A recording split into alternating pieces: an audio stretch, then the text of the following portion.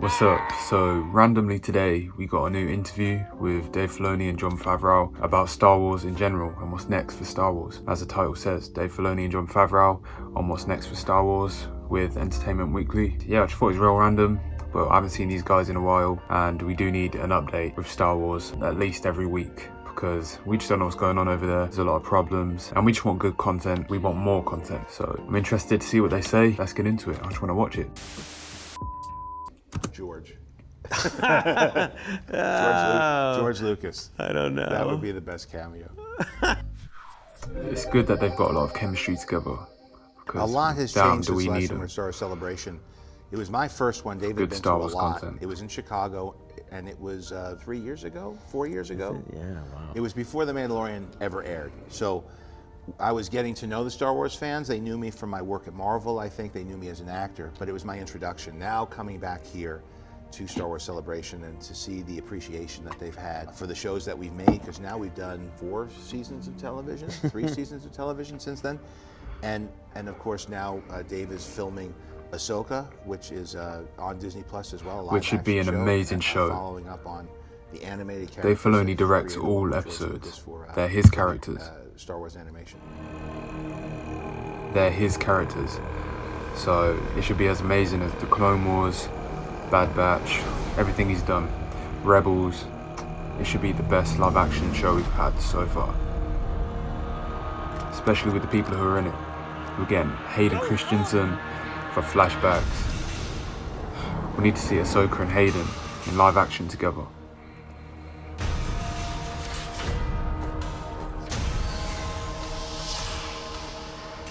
Andor looks good though. We love seeing the development of looks all real these good. series, and how, you know, from the news show we're doing with John Watts, Skeleton Crew, but when you look at Andor and you look at Obi-Wan, you look at Mando, you look at Boba, they all do have a different feeling, a different tone, and I think that's remarkable and really speaks to the serialized nature of Star Wars and how it can be a very flexible galaxy. I mean, it is a galaxy, so there's so many stories to tell that it's exciting, but I don't know yet. I think that I'm waiting to see a little more as I put it together what It can that be tone flexible. becomes, because it's evolving right now. It's evolving. All the shows that we've worked on, whether it's Mandalorian, Boba Fett Ahsoka, Book of Boba Fett, wasn't Skeleton good Crew, flexible. They all exist within the same time frame. They all exist after Return So it's of the not always Jedi. good. So between, I guess you'd say, between Episode 6 and Episode 7, there's 30 years there that's somewhat unexplored, certainly on the screen. To some extent, it's been explored through fiction and through extended universe stuff. So there's a lot of room for us to tell stories, and there are a lot of characters that are in play because we know who's around at that time. And so in The Mandalorian, we begin to introduce those characters. We begin to remind people who knew them already, or if you aren't familiar with the other work and you just are coming in through this show, we're introducing them for the first time. And this affords us the opportunity to have stories that interconnect and characters that go from one story to the other. And that creates a very rich fabric for us to explore. This was gathered in the Great Purge. It is good it is back with the tribe. Yes. A pauldron would be in order. Has your signet been revealed? Not yet. Soon. Well, we established in the Book of Boba Fett that there was Mando season an 3 is gonna be opportunity sick. for the Mandalorian to be redeemed because he had transgressed against the creed by removing his helmet. And The ending of season 2 was kind of ruined from adding Mando into Boba, because it was a great ending and Boba was so average and lackluster. Apart from the Mando episodes, well, great, but that should have just been a part of Mando season 3, because Grogu coming back to Din Djarin was so rushed, and they could have developed that plot line a bit more for how Grogu returns to Din Djarin. So yeah, they could have done something different with that. Boba's a mess, but it's alright. We still love these guys. They're still the future of Star Wars. Let's carry on. among his group of Mandalorians, that is something that's not permitted. Now, we know that there are other groups of Mandalorians where they have different sets of rules. In the Clone Wars we saw with Dave, and also with character that I voiced, that the Mandalorians are very different there. And so these different groups are coming together, and we're going to figure out how they all, the nexus point for all of those communities, of course, is their homeworld from which they're exiled, which is Mandalore. You know, again, Star Wars is something that ultimately That's should gonna be make so people interesting, feel happy. seeing Mandalore. It should make you feel good. It should be uplifting. And that's what I felt in that hall when people are appreciating everyone. And I know it's something that it's just so important to the DNA of this thing. When you think of when you left the original Star Wars A New Hope, the theater, people were cheering at the end. People felt great.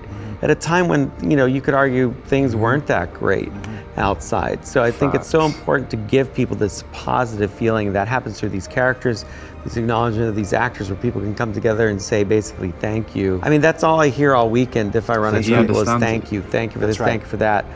And I think, you know, I've not heard that before, and I've worked on a lot of things. And I don't know if it's because it's Star Wars. I don't know if it's because it's been such a isolating period that we're coming out of, we're beginning to come out of now. But this was very trying times, and you know, launching this new streaming service with this title that nobody had any connection to either one. And people, I think, found a way to find community by watching things together. There would be people that would stay up and watch it.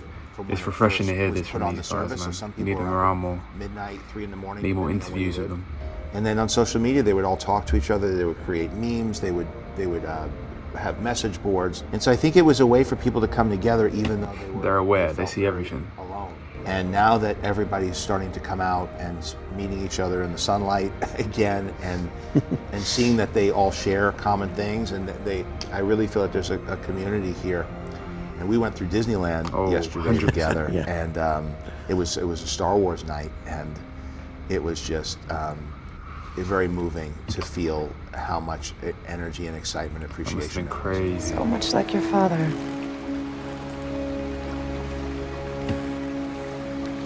What should I do about him? Trust your instincts. I tell you, we've been pretty lucky. Luke's theme. Who we've Herzog, had. I mean, We have one of the everyone best. from Mark Hamill to Yeah. Werner Herzog. So Amy Sedaris. Amy Sedaris is great. but she's just Swayze. Star Wars fabric now. Like, she had no idea. Now she's in it, which I love. That's right. She's awesome. But George. oh, George Lucas. I don't know. That would be the best cameo.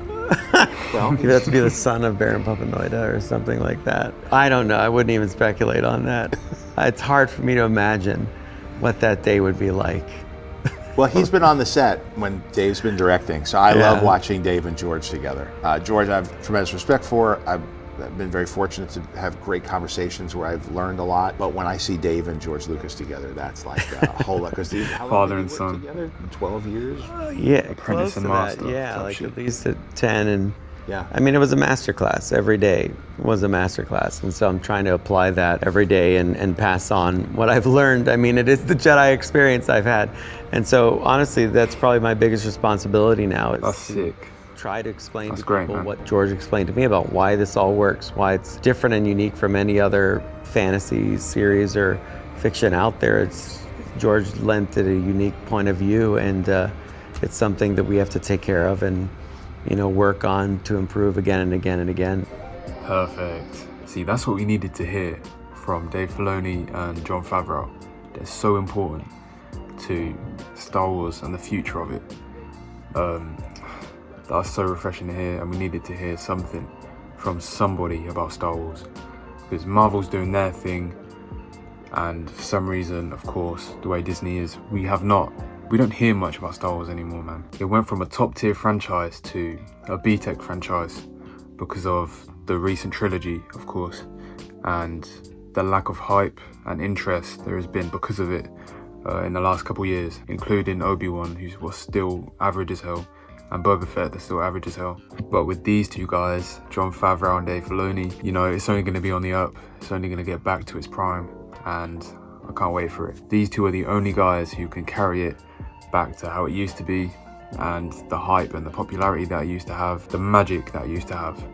So I can't wait for the future, you know. We're getting lackluster shows recently, handled wrong by the wrong owner. Kathleen Kennedy, compare Kevin Feige to Kathleen Kennedy, you know. Kathleen Kennedy, and you can see the difference. One's doing amazing and has been doing amazing the whole time he's owned it, and Kathleen Kennedy doesn't really have any interest in the franchise, but just wants all the, I don't know, I don't even know why she's owning it. Only the owner of Disney as a whole tell us that reason for why she's still in charge of Star Wars. But the only thing she likes to do is call the shots on shit she don't know about and give us lackluster shows because she don't really care. She don't have the love for Star Wars that Dave Filoni and Jon Favreau does. But we all know this by now, I don't have to say it again. So yeah, that's how it is. But hopefully it changes, keep getting promoted till he takes that George Lucas spot that is waiting for him. He's the next on the throne. It's harder for him to get there because you've got haters in the Disney world, in the Disney company that don't want him to own it. But you know, he's gonna be in that role sometime when everything he does is successful. Gonna see more from him. Can't wait for Ahsoka, can't wait for Andor. It's gonna be mad. Anyway, what do you think about it? How did this interview make you feel? Was it refreshing? It was refreshing to me for sure, because damn, we just needed this. So anyway, yep, cool. Thanks for watching. See you on the next one. Bye.